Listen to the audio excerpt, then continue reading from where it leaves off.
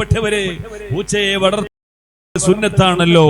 പൂച്ച നമ്മുടെ വീടുകളിലൊക്കെ നബി സല്ലല്ലാഹു അലൈഹി വസല്ലം തങ്ങൾ പറഞ്ഞു, പൂച്ച എന്ന് പറയുന്നത് നിങ്ങളെ തവാഫ് ചെയ്ത് നിങ്ങളെ ചുറ്റിപ്പറ്റി ജീവിക്കുന്ന ജീവിയാണ്. മഹാനായ ഇബ്നു ഹജറിൽ ഹൈതമി റളിയല്ലാഹു അൻഹു ഫതാവൽ കുബറയിൽ രേഖപ്പെടുത്തിയത് കാണാം, പൂച്ചയെ വളർത്തൽ സുന്നത്താണ്. പ്രിയപ്പെട്ടവരെ, അതേ സമയം നായയെ വളർത്താൻ പാടില്ല.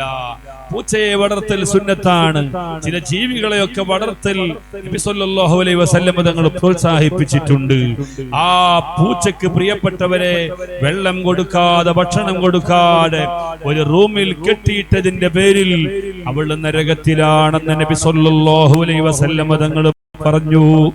അതേ സമയം പ്രിയപ്പെട്ടവരെ, മഹാനായ ശൈഖ് റിഫാഇ റളിയല്ലാഹു അൻഹു നിങ്ങൾ നോക്കൂ, പൂച്ചയോട് മാത്രമല്ല, അതാ ആ നാട്ടിൽ ഒരു നായ കുഷ്ഠരോഗം പിടിച്ചിട്ട് പ്രിയപ്പെട്ടവരെ ജനങ്ങളൊക്കെയും കണ്ട് അതാ അറക്കുന്ന ഒരു നായ, കാണുന്നിടത്തെല്ലാം കല്ലെടുത്തെറിഞ്ഞു ഓടിക്കുന്ന ഒരു നായ. മഹാനായ ശൈഖ് റിഫാഇ റളിയല്ലാഹുവിന്റെ കണ്ണിൽ പെട്ടപ്പോ മഹാനവരുകൾ ചിന്തിച്ചു, റബ്ബേ, ഈ നായക്കും ഒരു ജീവിതമുണ്ടല്ലോ, ഈ നായക്കും ഒരു ശരീരമുണ്ടല്ലോ, ഈ നായക്കും ഒരു ആത്മാവുണ്ടല്ലോ, ഇത് അല്ലാഹുവിന്റെ ജീവിയാണല്ലോ. അതുകൊണ്ട് ഈ നായയുടെ കാര്യത്തിൽ എന്നോട് പടച്ചവൻ ചോദ്യം ചെയ്താൽ ഞാൻ കുറ്റക്കാരനാകുമോ എന്ന് ചിന്തിച്ചിട്ട് പ്രിയപ്പെട്ടവരെ, ആ നായക്ക് കുഷ്ഠം പിടിച്ച നായക്ക് കുരുക്കിട്ടിട്ട് അതാ കയറ് കെട്ടി വലിച്ചു കൊണ്ടുപോയി ഒരു മലയുടെ മുകളിൽ പ്രിയപ്പെട്ടവരെ ടെന്റ് കെട്ടിയിട്ട് 40 ദിവസം നായയെ ട്രീറ്റ് ചെയ്തു. പറയുന്നുണ്ട്, പ്രിയപ്പെട്ടവരെ, ഗ്ലൗസ് മഹാനവരുകൾ കൈകൊണ്ട് തൊട്ടിട്ട് ഓരോ സമയവും നായയെ കുളിപ്പിച്ചതിന് ശേഷം മഹാനവരുകൾ 7 പ്രാവശ്യം കഴുകുമായിരുന്നു. 1 പ്രാവശ്യം മണ്ണ് കലക്കിയ വെള്ളം കൊണ്ടാകുമായിരുന്നു. നിങ്ങൾ ആലോചിച്ചു നോക്കൂ പ്രിയപ്പെട്ടവരെ, നായ എന്ന് പറഞ്ഞാൽ മുഗല്ലദായ ജീവിയാണ്. അഥവാ 1 പ്രാവശ്യം തൊട്ടാൽ 7 പ്രാവശ്യം കഴുകണമെന്ന് ഇസ്ലാം പഠിപ്പിച്ചു. അതിന് ഒരു കാരണമുണ്ട്. ആദം നബി അലൈഹിസ്സലാമിനെ സൃഷ്ടിക്കാൻ പോകുന്നു എന്ന് അല്ലാഹു തആല മലക്കുകളോട് സമ്മതം ചോദിച്ചപ്പോൾ, മുശാവറ നടത്തിയപ്പോൾ മലക്കുകൾ പറഞ്ഞു, നിനക്ക് തസ്ബീഹ് ചൊല്ലാൻ, തഹ്ലീൽ ചൊല്ലാൻ, നിന്നെ ആരാധിക്കാൻ ഞങ്ങളുണ്ടായിട്ട് റബ്ബ്, പിന്നെ എന്തിനാണ് ഇവിടെ രക്തച്ചൊരിച്ചിൽ ഉണ്ടാക്കുന്ന ഒരു വിഭാഗത്തെ നീ സൃഷ്ടിക്കുന്നു?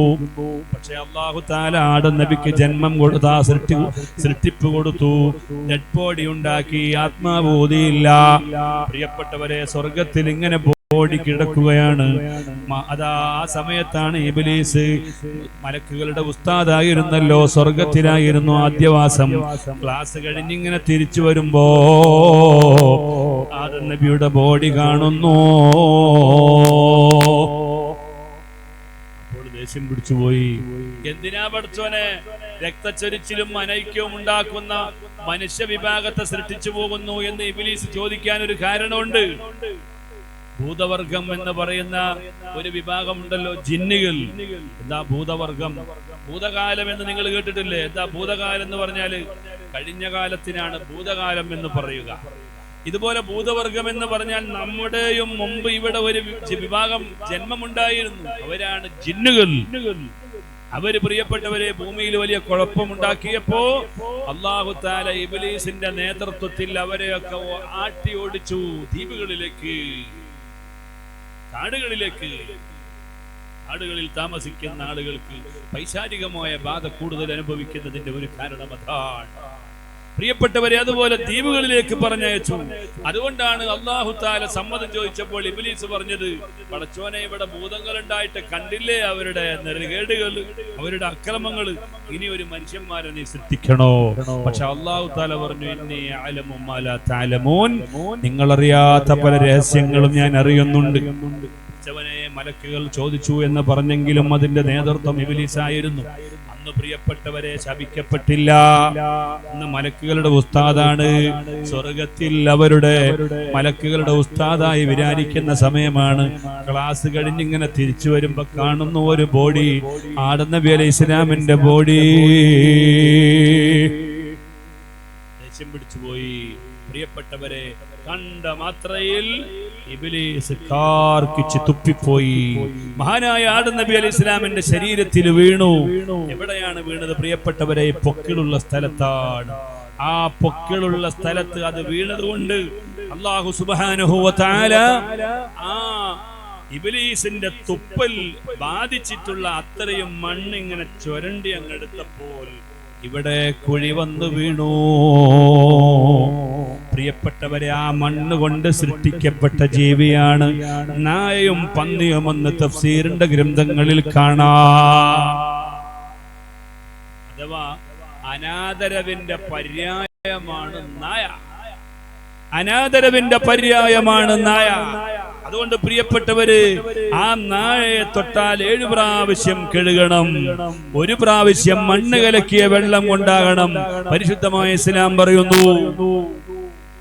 നിങ്ങൾ ആലോചിച്ചു നോക്കൂ, ആ നായ അപമാനത്തിന്റെ പര്യായമാണെന്ന് ഞാൻ നിങ്ങളോട് പറഞ്ഞില്ലേ? എന്നാൽ ആ നായ പ്രിയപ്പെട്ടവരെ തന്റെ നയം തിരുത്താൻ തയ്യാറായ ഒരു സമയമുണ്ട്. അത് ഏതാണ്? സൂറത്തുൽ കഹ്ഫിൽ അല്ലാഹു തആല പറഞ്ഞില്ലേ, 7 ഔലിയാക്കൾ നാട് വിട്ട് അവരുടെ ദീനിന്റെ സംരക്ഷണത്തിന് വേണ്ടി ദിഖ്യാനൂസ് എന്ന് പറയുന്ന രാജാവിന്റെ കാലത്ത് അവരെ അനുഗമിച്ച ഒരു നായയുണ്ട്. ആ നായയുടെ പേര് ഖിത്മീർ എന്നാണ്. വസാമിനുഹും കൽബുഹും. 7 ഔലിയാക്കൾ ഉണ്ടായിരുന്നു. 8ാമത്തേത് നായയാണ്. മനുഷ്യൻ സ്വർഗത്തിൽ പ്രവേശിക്കുന്നതിന്റെയും മുമ്പ് 10 ജീവികൾ സ്വർഗത്തിൽ പ്രവേശിക്കുമെന്ന് മുഹമ്മദ് മുസ്തഫ.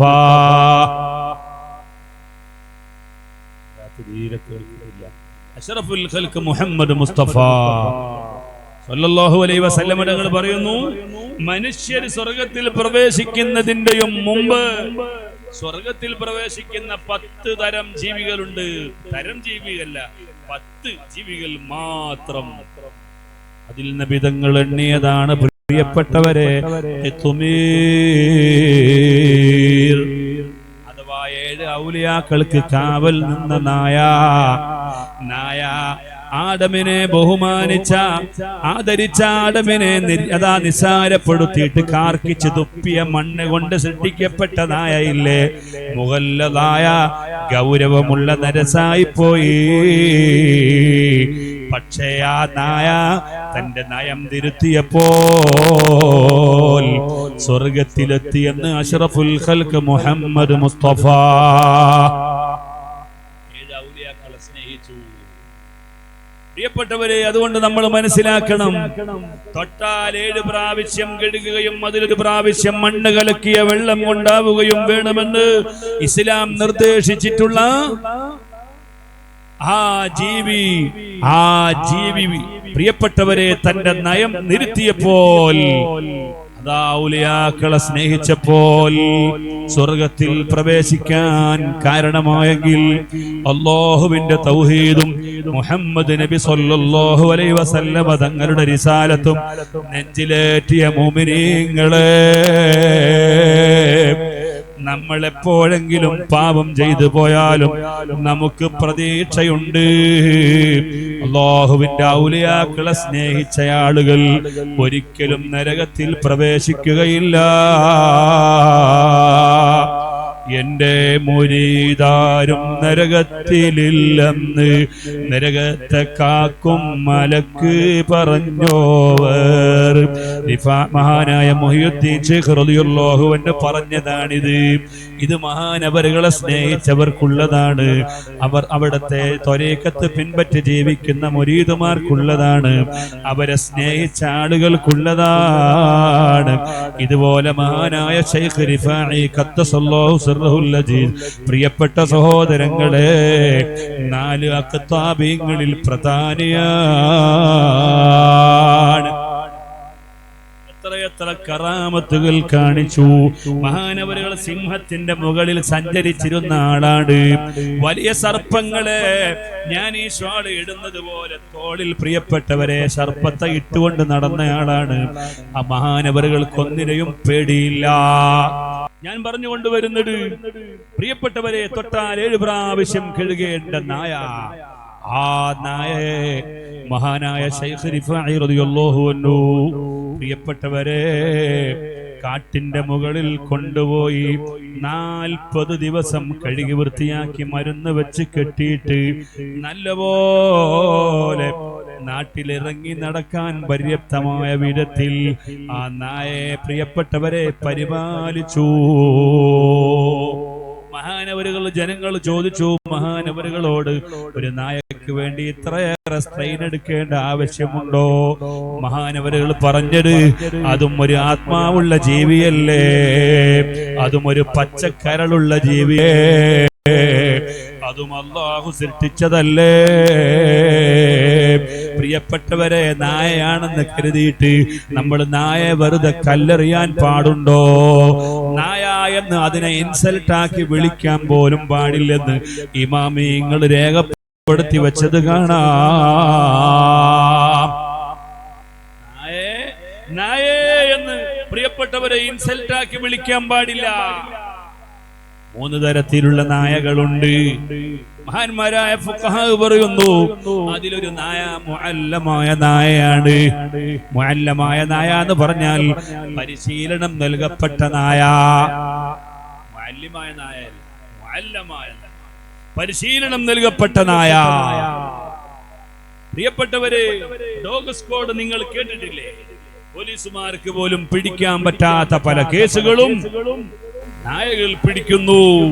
ഒരു സ്ഥലത്ത് കൊണ്ടുവന്നാൽ ആ നായ അവിടെ നിന്ന് മണം പിടിച്ചിട്ട് പല സ്ഥലങ്ങളിലേക്ക് ആ നായ ഓടുന്നു. ചിലപ്പോൾ ഓടുന്നത് കുളത്തിന്റെ പക്കത്തിലാണ്. കുളമിങ്ങനെ ചുറ്റിയിട്ട് അവിടെ നിന്ന് നായ ഒരു 2 ചുമയാണ്. നായ അങ്ങ് കുരക്കുമ്പോ പോലീസുകാരന് മനസ്സിലായി ഇവിടെ എന്തോ സംഗതിയുണ്ട്. കുളത്തിൽ മുങ്ങിയപ്പോ കിട്ടി വാള്, കൊലപാതകം നടത്താൻ ഉപയോഗിച്ച വാള് ഈ കുളത്തിലുണ്ടെന്നാണ് നായ പറഞ്ഞത്. സംഭവം നടന്ന, കൊലപാതകം നടന്ന സ്ഥലത്തേക്ക് നായ വന്നിട്ട് പിന്നെ ഓടിയത് പ്രിയപ്പെട്ടവരെ ഒരു മലയുടെ മുകളിലേക്കാണ്. അവിടെ എത്തിയിട്ട് നായ ഒരു കൊച്ചു കുടിലിലേക്ക് കയറിയിട്ട് കുരച്ചപ്പോൾ അവിടെ നിന്ന് കിട്ടി ചെരുപ്പ്. ഇതാണ് കള്ളന്റെ ചെരുപ്പ്. പിന്നെ നായ പിന്നെയും സ്ഥലത്ത് വന്ന് സന്ദർശിച്ചിട്ട് പിന്നെയും നായ ഓടിപ്പോയി. ഓടിയത് റെയിൽവേ സ്റ്റേഷൻ. എന്നിട്ട് കാസർഗോഡ് ഭാഗത്തേക്ക് തിരിഞ്ഞു നിന്നിട്ട് നായ 2 കൊരയങ്ങ് കുരച്ചപ്പോൾ അത് പടക്ക് ഭാഗത്തേക്ക് യാത്ര പോയി എന്ന് പോലീസുകാരൻ പ്രിയപ്പെട്ടവരെ തെളിവ് പിടിച്ചു. പിറ്റേ ദിവസം പത്രത്തിൽ കണ്ടു, അതാ കൊലപാതകം നടത്തിയവനെ മംഗലാപുരത്ത് നിന്ന് പിടിച്ചു.